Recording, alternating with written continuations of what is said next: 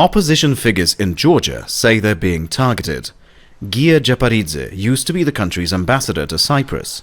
Now a political activist and vocal critic of the Foreign Agents Bill, he was attacked near his home this week. They started beating me. I started defending myself. Then I fell down.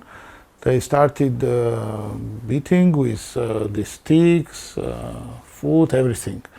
And then they ran.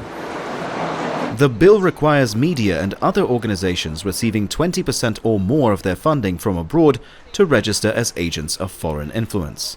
The government says it's essential for transparency and that the country needs to understand who's financing thousands of NGOs playing an active role in politics. According to polls, 80% of the population supports the transparency of NGOs. Based on this, the Georgian parliament will fulfill the will of the people by passing the bill in the following days. The bill is highly divisive. It mirrors a law Russia adopted in 2012 that Moscow uses to crack down on dissent. The Judicial Committee of Georgia's parliament is holding a third reading of the so-called Foreign Agents Bill on Monday with a vote scheduled for Tuesday.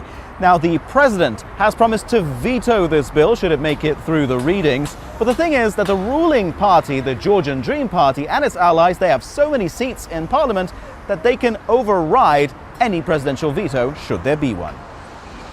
Political observers say the party could lose its dominance in parliament at elections in October. I think they're positioned to lose. Georgians have woken up. There is a lot more recognition. There is a lot more caution.